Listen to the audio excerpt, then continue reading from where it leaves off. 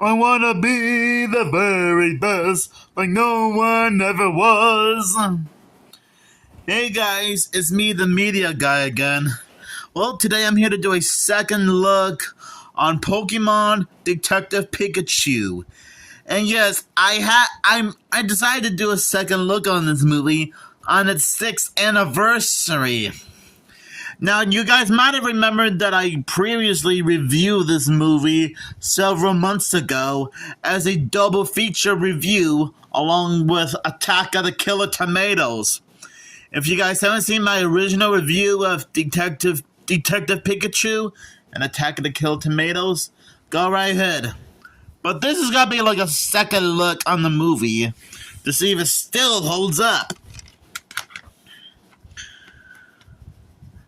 When ace detective Harry Goodman goes missing, his son Tim and Harry's former Pokemon partner, Detective Pikachu, voiced by Ryan Reynolds, joins forces to unravel the tangled mystery, chasing clues together on an epic adventure through Rhyme City, which I will admit, that does sound like a cool place to live. They uncover a shocking plot that could destroy the whole Pokemon universe. Ruh-roh, where's Scooby-Doo and the Justice League when you need them? So after watching this movie again, I gotta admit, the movie is still fantastic now, the second time around. I mean, seriously. It has a lot of great action sequences, a lot of recognizable Pokemon creatures, as well as a lot of Pokemon Easter eggs. The human cast are quite enjoyable. It has a great mystery to follow, and it almost reminds me of Sherlock Holmes and Scooby-Doo, but with Pokemon characters. And even though I'm still not a big Pokemon fan or an expert in general, no offense to anyone who's like a big fan and expert on Pokemon, I can still have a good time with just how amazing this movie is, especially since this is a revisit edition. And I gotta admit. Even though some people might have issues with Ryan Reynolds doing his own take on Pikachu, I wouldn't necessarily complain about it that much, considering how he is quite a cool dude. And I think in my original review of this movie, along with Attack of the Killer Tomatoes, I probably did mention that Ryan Reynolds is best known as playing the role as Deadpool from the film franchise of the same name, as well as the comic book series of the same name too.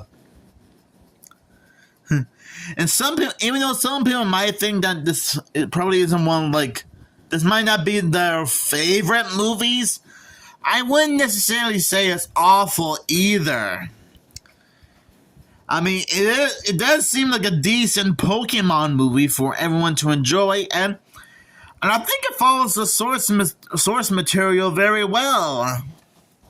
Because like I said, there are just so many Easter eggs and references to other Pokemon characters in general. In fact, there's so many that I probably didn't even bother keeping track of how many they are. So you guys might want to tell me in the comments below. And I gotta admit, it actually felt pretty good giving this one a second watch, because it was worth it.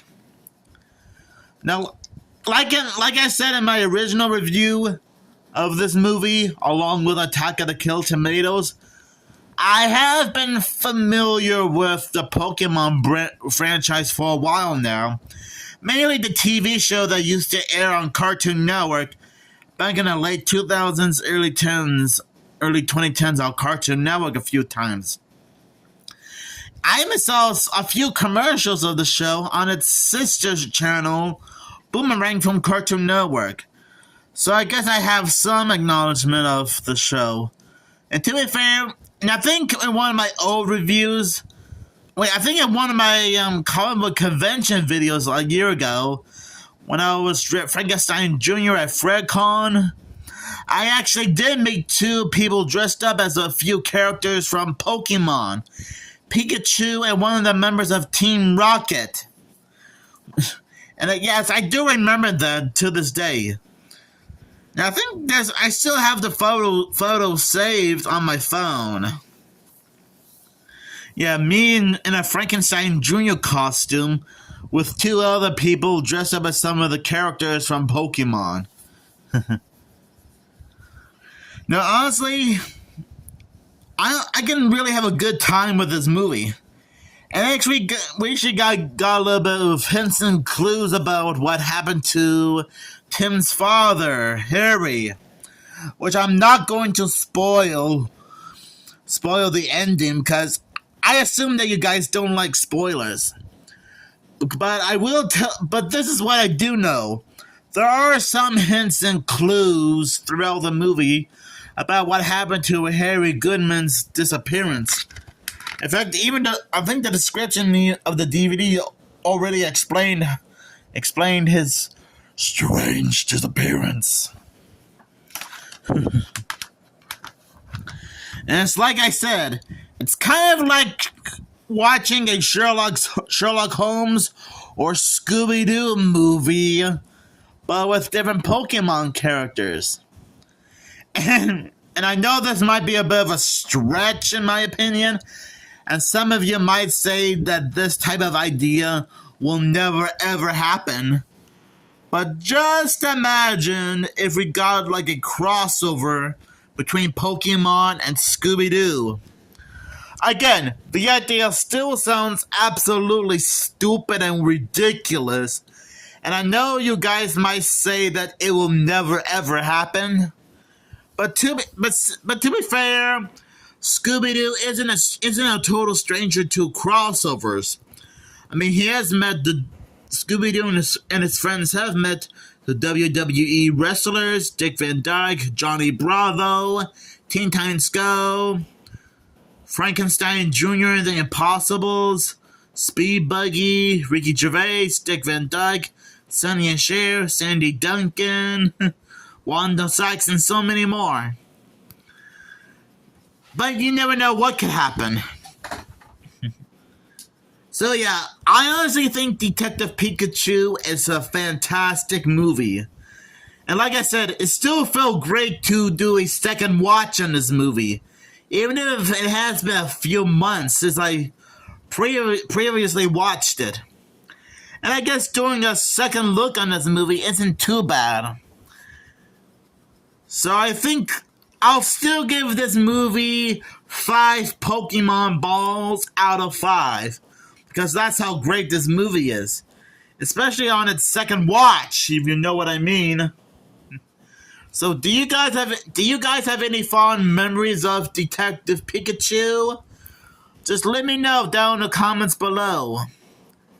And you know, I thought for sure I heard some kind of news about a sequel being made. Maybe I was wrong, but hey.